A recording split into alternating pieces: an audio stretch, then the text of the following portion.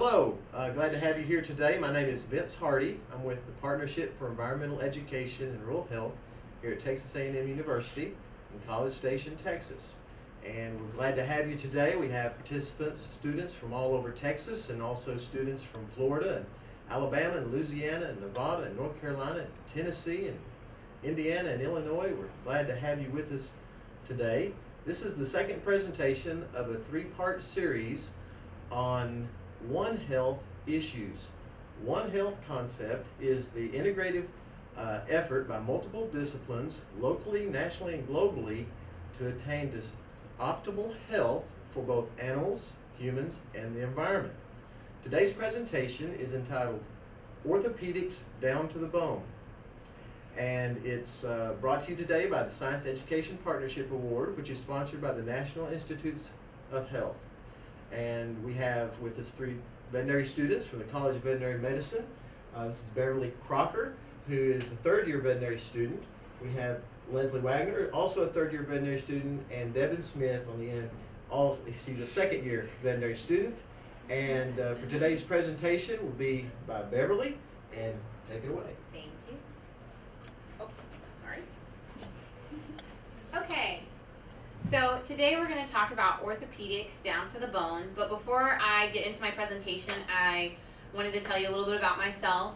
I just finished my second year in vet school, and I'm starting my third year in August. And kind of what that means, second year we learn pathology of things, drugs, what can go wrong, and our third year we start learning how to fix it. And so we're going to kind of talk about what can go wrong and how to fix it pertaining to bones today, so I'm kind of excited to share this with you. Okay, so orthopedics, down to the bone. What are we going to learn today? We're going to learn about what orthopedics is. I know it's a really big word. Some of you guys may not have heard it. What are bones? How to classify the different types of bones. What a fracture is, what that means. How to repair a fracture and what goes wrong with repairs of fractures. And then we're going to look at a quick kind of current research project that's involving bones. And keep in mind, while we learn all of this, that all this information is relevant to both you and your pet, because our bones are the exact same. Okay, so first off, let's define orthopedics. Orthopedics is a branch of medicine, it can be veterinary or human medicine, that's concerned with the preservation or restoration of the function of the skeletal system. So we're looking at the function of bones and how they work. It's joints and associated structures like ligaments and tendons. And we're going to learn what ligaments and tendons also mean. So everybody look at this picture here. You can see this doctor. On the left, the picture is a doctor looking at a radiograph, and we're going to learn what radiograph means and how we make those images. And then the picture on the right is a tree that's being held up by a post and straightened out. And that's actually the orthopedic symbol for their profession, and it's just the straightening, kind of representing the straightening of different bones. So the skeletal system and its joints. So what do our bones actually do? Our bones' major function is to support and protect our vital organs. Think about it. Where do we have bones? We have ribs in our rib cage that protect our lungs, that allow us to breathe and circulate oxygen throughout our bodies. We have a skull, a brain case that protects our brain, so that if we fall, our brain, our most vital organ, is protected and we can protect our life. Our bones will serve as levers in conjunction with the joints, tendons, and ligaments. And like I said, we're going to learn what all of those words mean. And so we can lever so that we can do like the guy on the right, if you can see that picture, is doing. So we can kick soccer balls, so we can pick up heavy things. We wouldn't be able to do any of that without the bones that connect all of our muscles. And then our bones also produce blood cells in the bone marrow. So the reason that we can get oxygen throughout our body with our blood cells is thanks to our bones. And they also are a storage site for calcium and phosphorus. Everybody's heard drink your milk, and I'm going to tell you why that's important. So let's talk about the anatomy of a typical bone. And I'm going to talk about the different types of bones, and then I'll show you on a real bone. There's two different types of bones. There's compact bone and there's spongy bone. And compact bone is the outer layer, which you can see, that white, thick material that if you were to walk outside and find like the remnants of a bird or any bones laying on the ground, the white bone, that compact, is what you're going to see. Then on the inside, we have the spongy bone, and that's what organizes itself in the direction of the weight that's put upon it, and we're going to learn what that means as well. So here we go. I have, Leslie, can you make it a little bit closer? I have a bone right here. This is actually a canine femur here. And you can see on the outside, this white material, that's the outer compact bone, and then on the inside, this is a broken femur. I should hold it on the white. You can see this kind of grayish brown material on the center. That's the compact, or the spongy bone on the inside. Now let's talk about the associated structures. And again, I'm going to explain each of these terms, and then we'll look at a real example on a real bone. So we have a joint. Joints are where two or more bones come together. So think of your elbow or your wrist or your knee. And we're going to look at a horse's knee, actually. And then joint cartilage is the cushion in between the two ends of the bone, because we don't want two ends of hard bone rubbing against each other and scraping. We have cartilage, so it softens it. Think about your knee, you have cartilage in there. So it's allowing two bones to move together and absorb shock. And then you have tendons, which connect a muscle to a bone, giving you that leverage so you can do work. And ligaments that connect bone to bone, again, steadying the joint. So let me show you on a horse's knee here. Here we go. This is from the vet school. These are all of my specimens today are real. They were originally a living animal, and that animal died of natural causes, and they were plastinated, which means all of the water molecules were replaced with plastic and silicone. So it's basically almost like a toy now. It's plastic, hard material. But this is a horse's knee. So you can see, it's actually this way. Here's his kneecap right here, and this would be up towards his back end, and this is down towards his foot. So here's the top. You can see that is our joint capsule right there. You can think of it like your own knee. Here, these little discs are your cartilage that's going to be in between the bones to cushion it. And then we have tendons connecting the bone to bone. And then this guy on the side here that is broken off is actually, or sorry, this is a tendon, sorry. We had ligaments connecting bone to bone, my bad. And a tendon here that would connect the muscle, which has gone away because we've plastinated it, to the bone, to the knee right here. Okay, everybody can see that? So we also have different ways that we classify different bones. We have long bones, which would be like your femur, and you can see that on the very top of the image. We have short bones, which would be like your hand bones, your fingers, and your feet. We have flat bones, like your skull, and also your scapula, your shoulder bone, which I'll show you an example of one of those in just a minute. We have sesamoid bones, which allow a tendon, they're embedded in tendons across a joint so that it allows your movement to happen freely. Those will be like in your fingers and toes. And then there's irregular bones that jut out, and they're just weird. They don't fit into any other category, and those would be like your pelvic bone. So I'll just quick show you an example of a flat bone. This is a scapula. This is a dog's shoulder right here. So this would be up to its head, and this is down on the ground. So you can see the scapula here. That just makes it shoulder. And here's an example. The femur was a long bone. Okay, so now let's have a quick quiz. Can you identify what bones these are in the skull? Flat bones. Correct. These are flat bones. Good job, guys. What about the pelvis, the hip bones? What are those? Irregular bones. Irregular bones. Correct. You guys are all smart. And these little tiny bones on the foot there, it's round bones. Is that a sesamoid bone? That is correct. A sesamoid bone and its associated tendon. And finally, those little bones that make up your hands and wrists. Short bones? Short bones are correct. Good job, guys. Okay, so another concept that most people aren't aware of is that bones are living tissue. Your bones are alive. They're not inorganic material that you just kind of, you think of when you come across some bones out in the environment. But they're actually living tissue, and they're made up of osteoclasts and osteoblasts. And I'm going to tell you what those actually mean. Those are big sciencey words, so get excited. You're going to learn some DVM terminology today. So bones actually constantly remodel over your lifetime. You're not just born with bones and they stay the same. They remodel constantly over pretty much every 6 months. Or every 3 months, your bones completely change shape and remodel themselves to the force that's upon them. So the way that they do this is through cells called osteoblasts, which the way I remember this in vet school, we get tested over this stuff, is I say that the blasts build up the bone. So if you're looking at my slide here, you can see on the purple diagram, there is, in the green box, you can see osteoblasts that line that bone, the purple line, kind of like little train cars. And those are building up the bone and expanding it.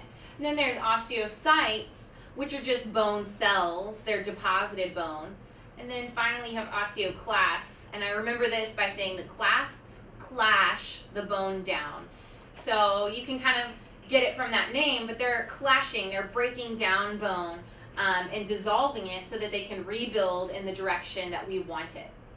And you can see those in the blue box on the diagram, the clasts, that kind of little guy, he looks like he's eating the bone there. And then on the top, there's actually a histological picture. Those are the things that we look at in vet school, the pink and purple dyes, and we have to be able to tell the osteoblasts from the sites and the clashes. So let's kind of talk about some fun facts with bone remodeling. Like I said, it goes on throughout your life. 10 to 30% of adult bone is rebuilt every single year. The bones of the femur are completely rebuilt every 6 months. And the bones in the skull may take up to 10 years to rebuild. And that's why your parents say wear your helmet when you go bicycling, because it's a long road to recovery if you break a bone in your skull. But your femur is a little bit faster, and so that's why if you break your leg, they can put a cast on it and it'll heal. And you need to drink your milk and go outside and get your sunshine, because they go together in order to get calcium into your bones. So I've been talking about this bone remodeling thing, but what does that actually mean? So your bones are going to react to the stresses put on them, and Dr. Wolff's law, came up with this theory, which all of you, if you grow up and become a scientist and make your own law, you can make up your own law and people will talk about you just like Dr. Wolff.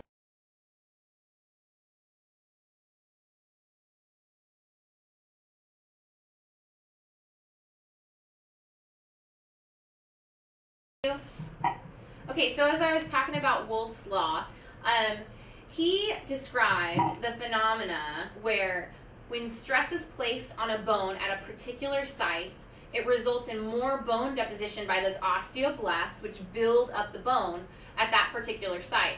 So an example of this is astronauts who go up into space and float around and have zero gravity on them. They actually come back to Earth with weaker bones because gravity hasn't been exerting any force on their bones. So there is a ton of research in NASA on how to exercise astronauts and put a force on their bones while they're up in space so that when they come back, they're just not completely weak.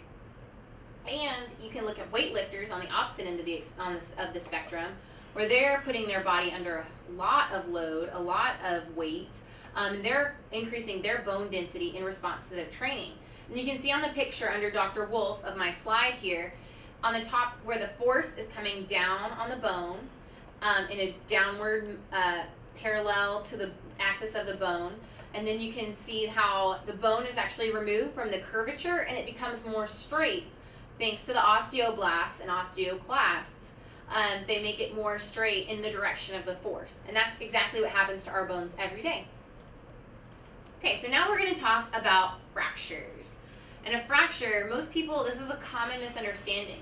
Most people, when they hear fracture, they think, oh, that means the break wasn't that bad. Oh, it's just a fracture, that's fine.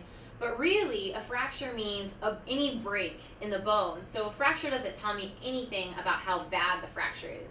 We're going to talk now about the different terms that describe fractures for us. And actually, you can see on this image here, that's a radiograph, like I told you before, and that's a dog's leg that's been fractured. And so let's figure out, what is a radiograph? What does that mean? How do we make that picture? Radiographs are an image produced on film by X-rays or other forms of radiation.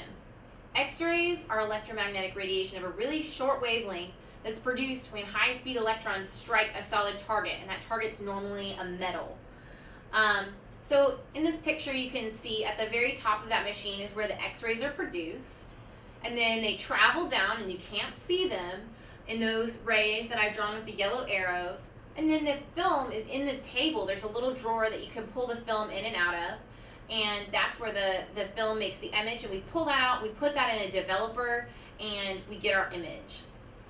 So some frequently asked questions about radiographs.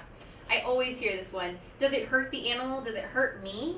No, not at all. Radiographs are totally painless and you can't see or feel the X-rays. Are they safe?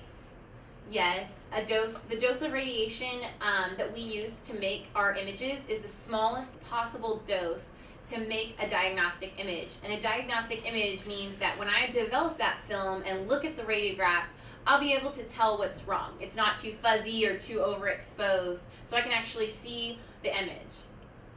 But just to be safe, anyone working around X-rays regularly must wear protective clothing and a dosimeter that tracks their total exposure. So you can see on this picture those lead vests, the blue lead vests that you wear because the lead will block the X-rays, lead gloves so that we don't get our hands exposed, and then that on the left, that's the dosimeter that we wear on our collar so that it tracks how much exposure that we've had, because the state will set limits of how much we can actually be exposed to per year.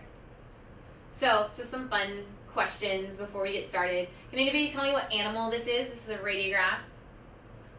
Looks like a seahorse. It's a seahorse, correct. Yeah, we can do anything with a radiograph machine. We can take pictures of any animal, just like this seahorse. What did this snake eat? Light bulbs.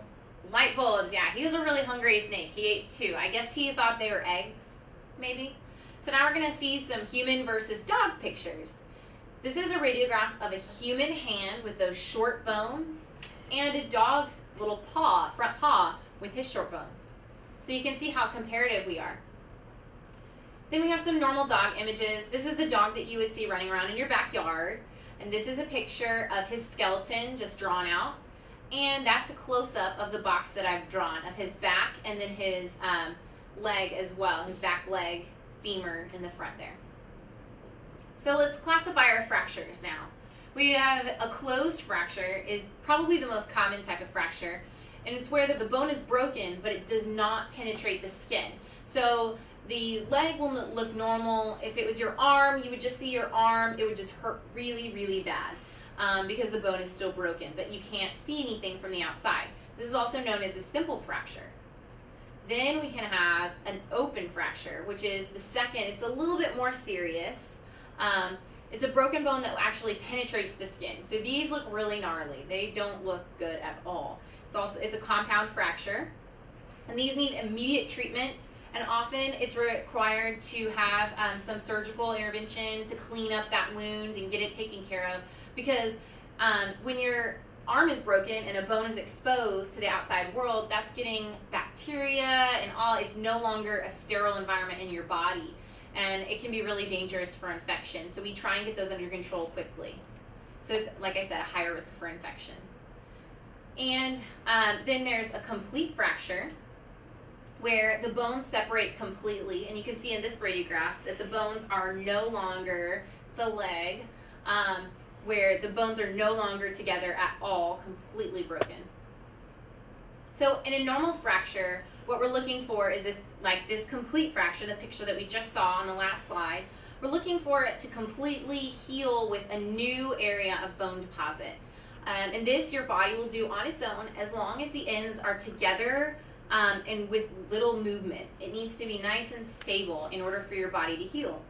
And a fun fact is that when you've broken a bone, it actually, when it finally grows back together and your body heals, it's no weaker than it was before. In fact, it can actually be stronger at that point than before the break.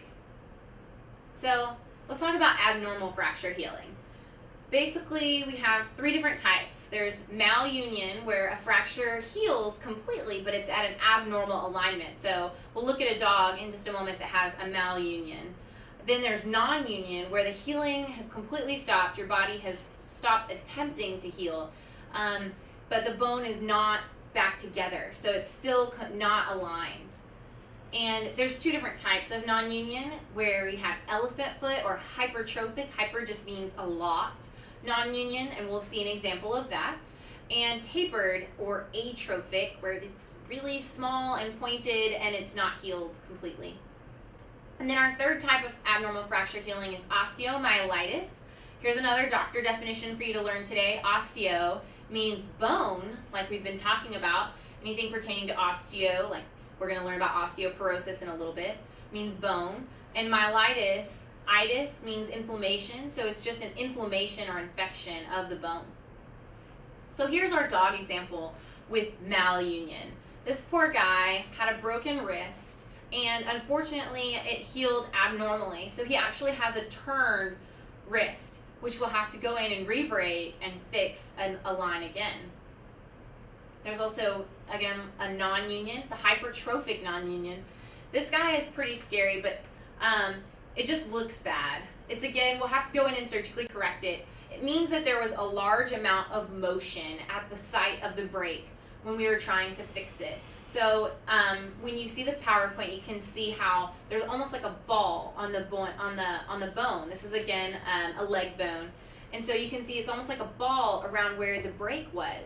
And that was because the bones kept moving and sliding against each other, and the osteoblasts kept depositing bone around, and they didn't quite know where the bones would align back together. And so they just did a bunch of bone everywhere, and it created that ball structure. So the blood supply is still there. We can go in surgically and fix this, but it's just not a good situation of healing. And then there's atrophic.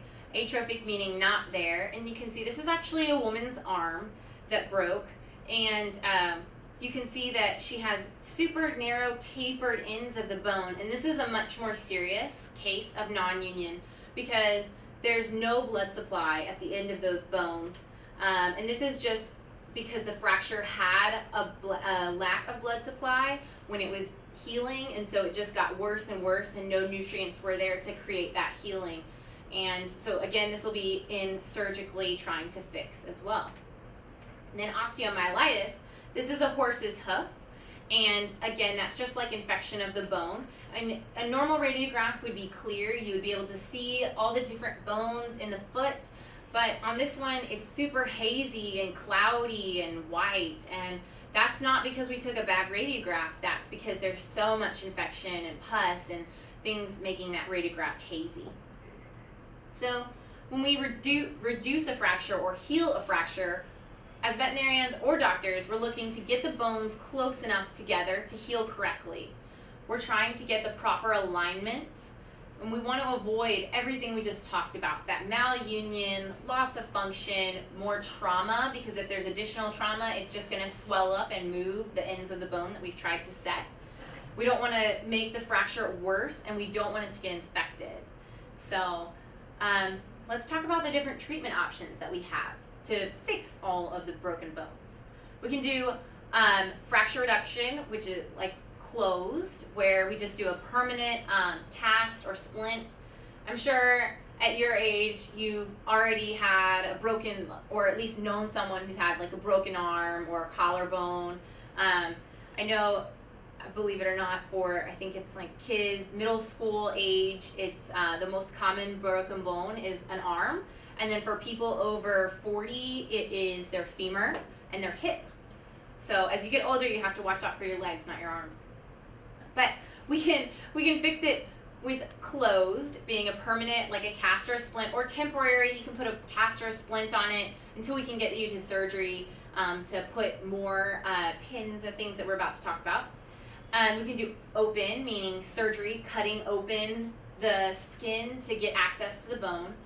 We can do intramedullary fixation, which is our fancy way of saying we put some pins in it. We can do cerclage, wires, and you can see on my slide here the wrist has pins in it, and the dog's, that's a dog's mouth, and they've put cerclage, or the wires, in to hold the teeth, the jaw in place. It was a broken jaw. And finally, an external fixation device, which I call the Iron Man technique because it looks like you're made of metal. And the external fixation devices are just a device that holds the bone steady from the outside.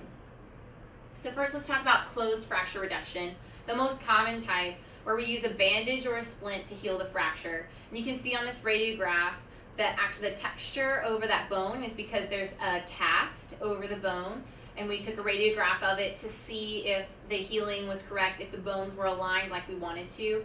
And you can take a radiograph every time. It'll go through the bandage so your doctor can monitor your healing. And the picture on the left of the bone is showing kind of what we're trying to do. We are trying to put pressure with the bandage to realign those bones so that they'll be stable and heal correctly. Open fracture reduction is in surgery, where we're actually going to cut through the skin to get to the bone and then use bone grasping forceps to realign these bones manually and then secure them somehow with one of the techniques that we're going to see in just a second. So intramedullary fixation, like I said, is a pin or sometimes a screw you might see. And on the slide here you can see how they come in a bunch of different sizes. So we can work on something from a Chihuahua to a Great Dane to a human. And we normally put these along the axis of the bone. Sometimes they can go perpendicular to the axis, like that third picture, just whatever we need to provide that stability.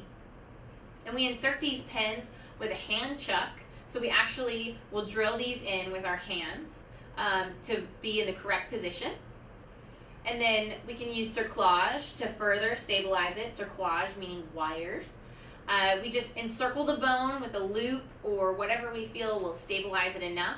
And like this on the picture of that radiograph, you can see they inserted a pin and then they use the cerclage to keep it steady all the way around.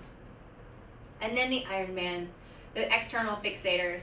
These are really great because throughout the entire healing process, we can use and adjust these pins to keep stabilizing the bone while it's healing. And so it's a great technique for doctors and veterinarians to just be able to take a picture or a radiograph and see that the bone isn't quite where they want it, and they can just adjust some pins, take another radiograph, make sure that it's where they want it to be. And it's simple that way. The problem that we see with the external fixators is you have holes going into your skin that are exposed to the outside world. So the number one problem with these guys is infection, and we have to watch that really carefully.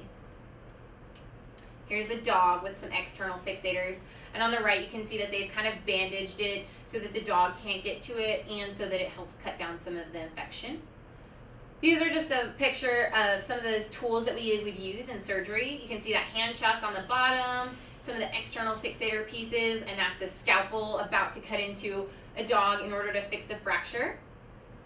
So now let's talk about some of the new research on, this is an example of research for orthopedics using a human model. One of the most common things today is a hip replacement in both dogs and humans. It happens a lot, and the reason that we can do hip replacements in humans is because of dogs and using animals as a research model for humans. So you can see in my picture here that that's actually a dog radiograph. It's a German Shepherd. And on the left, the before picture, you can see how the hip bone is really flat. It's a ball and socket kind of joint, and it should have a cup encircling a ball. And the cup in this case is flat, almost like a plate. So they're trying to put the ball onto a plate, and in here, I guess. Okay. So it should be like a cup into a ball kind of socket so you can move around really easily. And this poor guy had almost a plate and the ball. So it was just kind of grinding up and down and could move freely. And that's really painful and a very unstable joint for this guy. So what they did was they used a model. They used this guy as a model to create the alternative hip using artificial materials. And so they completely replaced that joint with a ball and socket, and it connected to his own femur so he could use it normally as if it was his own joint. And this actually was a military dog, a German Shepherd, because German Shepherds have a genetic disposition, meaning it's in their bloodlines, to have hip problems and be misaligned at their joints, their hip joints. So it was a great success story. So you guys can protect yourself. You've probably heard by now that you should drink your milk, and the reason why is to make your bones strong. And the reason for that is a little thing called osteoporosis. Another big word, but it just is a bone disease where your bone density is reduced and you have brittle, weak bones. So this picture on the left is normal bones, and the picture on the right is osteoporotic bone. And you can just see how much weaker and more brittle that is. And that's why the people over 30, when they fall, they break their hip bones and they break their femurs. Because when you're young, those bones are really thick and strong. And when you get older, they get a lot weaker and thinner. So, like I said, bones become more fragile. And people with osteoporosis or weaker bones are more likely to suffer a fracture if they fall. You know, unlike you, where you fall down and it's probably just going to give you a bruise on your hip. It's not going to break your hip. And you reach your peak bone mass when you're young, and that will greatly reduce the chances of developing osteoporosis when you're older. So get your peak bone mass now. So how do you strengthen your bones? How do you get that bone mass? Physicians recommend that you exercise at least 30 minutes of each day every week. And be sure that you're getting your recommended 1,300 milligrams of calcium a day. And you can do this by eating a well-balanced diet and exercising. And this doesn't mean you have to drink 5 glasses of milk a day. You can also find calcium in other foods like avocados and almonds. So now let's look at a quick research case. So this topic is on the sustained release of a drug carrier for treatment of osteoarthritis. That was a mouthful even for me. So let's talk about, kind of break it down. Osteoarthritis is the deterioration of that cartilage in your joint. So we talked about that earlier. The cartilage is what cushions the joint and makes it mobile and cushiony and allows you to be able to lift weight without pain and walk normally. And it's also in your hands, your joints, and your knees. So osteoarthritis is where that cartilage has just gone away. It's broken down and your bones are touching each other and you can actually feel it. It's really painful. And right now the treatment is to inject an anti-inflammatory drug into that joint to reduce the inflammation and pain associated with the arthritis.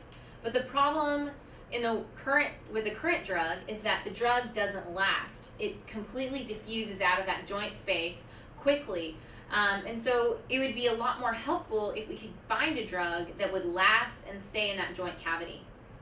So the solution was from Lori A. Seton at Duke University, who designed a protein to help, to inject with the drug that would help keep it into the joint longer. It's kind of like a drug depot, a little camp that the protein holds on to its little drug buddy and stays and won't let it exit because it's so big it can't get out of the joint capsule.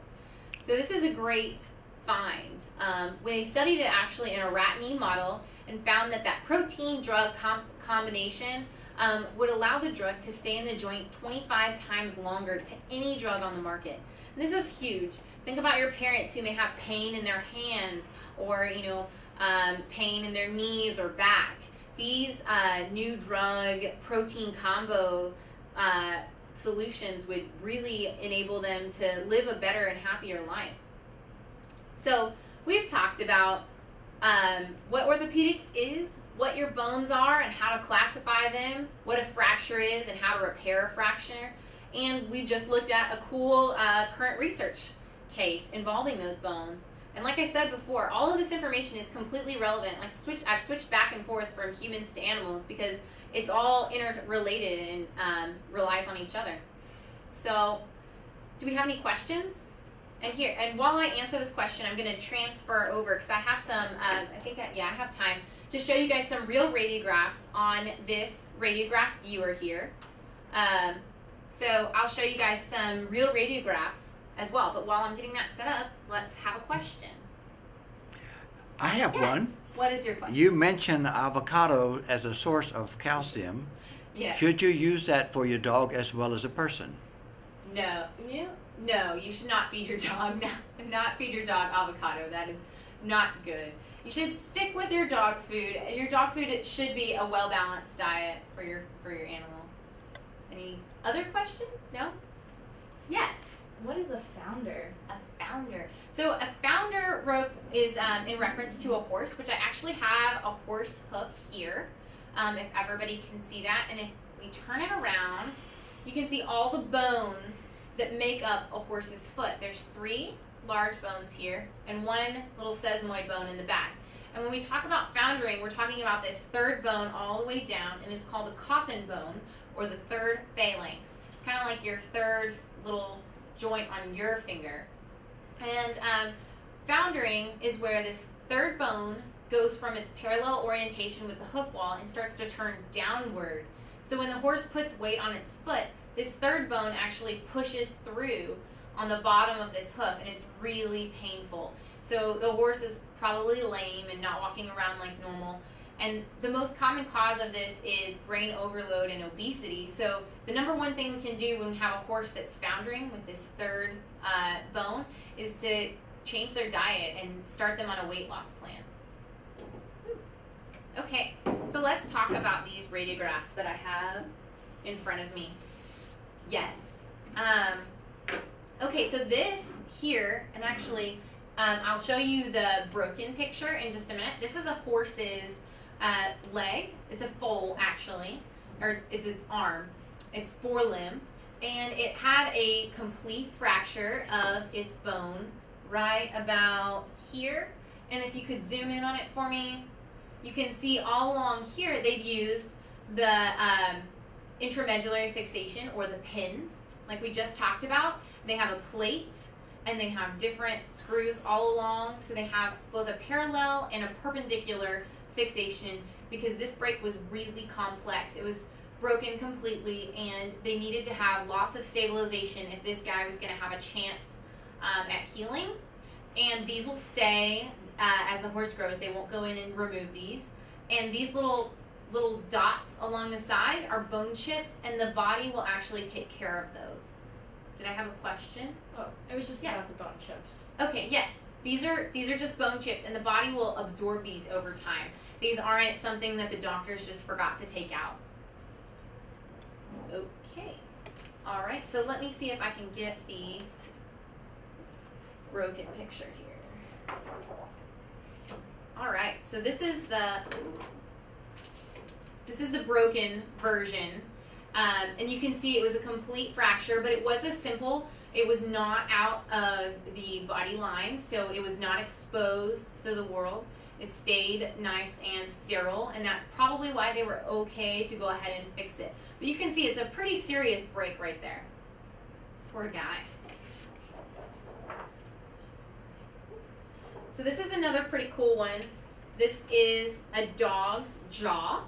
And he actually had a toothache, so they did a root canal on him, and you can see this needle is going in to the root of the tooth, and they're fixing it, filling it up. And we're talking about upper and lower jaw as well. And so you can see in this picture, the upper jaw and the lower jaw there. There we go. Okay. Oh. Another cool one here, and I'll just leave him on his side. This is an eagle. You can see from my picture, my labeling there. So at the A&M Vet School, we see all kinds of cool animals. This was a bald eagle, and he had a shoulder issue. This is his normal shoulder, and then you can see on this opposite side, there's all kinds of white, foamy material in there, and that's just because it was arthritic and broken, and so they went ahead and fixed it in our clinic. And I have another cool image of him. You can actually see all the bones in his wing. And the cool part about birds, when they come in and if they need to be hooked on to an IV line to get fluids, just like almost, if you go into a hospital and were dehydrated, they would put you on a fluid line. Birds can't have the fluid line in what we would think is the most obvious choice, because it's a big bone there. If we had to put a line into their bone, we can't put it into that big bone, the humerus there, because it's pneumatized. In order for birds to be able to fly, their bones need to have airspace in them, so they have air pockets, and it's actually connected to their respiratory system. So if we were to put anything into that bone, this bone right there, then it would compromise their respiratory system and it would be really bad. So we have to use the smaller bones, which seem like not as good of a choice, but they're all we've got.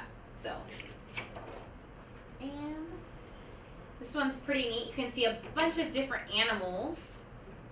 So on this one, we're going to see a goat, a tiger, a rabbit, and a dog skull. This up here is our, over here. This is our rabbit, and these are pretty cool because we can actually see their ears. Most people think that you can't see soft tissue, but soft tissue is one of the things that we are able to see on a radiograph. So we can see his ears and his teeth. And then the goat over here, you can see that he doesn't have any teeth on the top of his mouth. He only has teeth on the bottom. That's always fun. Normal? And that is completely normal because think about what goats eat. They stand out in the pasture and they eat grass all day. So that is their little dental pad so they can crush and chew the grass and swallow it, and they can chew it more on the back teeth because they have top and bottom back teeth. And then the tiger, we can tell the tiger because of his big canines over here that are going to crush and pull meat back so that he can eat. And then our standard dog over here. This is a really cool image of a dog. Oh, a lion. Sorry, a lion. He came into our clinic because he just wasn't feeling so great. This is a good example of why you need to take 2 radiographs and not just one, because a radiograph shows us a 2-dimensional image of a 3-dimensional object. So when we came in and we took this first picture over here, we found that he had a foreign body right there, and that's just kind of as a screw with a little nut, a little bolt on it. I don't know where he ate that, but he got it. So we don't know, is this above the spinal cord? Is it below the spinal cord? Is it out in an organ? Where is that thing? Is it lodged in it? But by taking that second picture, we can actually see it's all the way down here, probably in an intestine somewhere. So now we can develop a surgical plan and go in and pull that out and save our lion. Okay, I'll stop on that one. And, all right, okay. Thank you guys very much for joining us today. My name is Beverly Crocker, and I hope you join us for our 3rd lecture with Devin, our 3rd veterinary student, next or in a week from now. Thank you.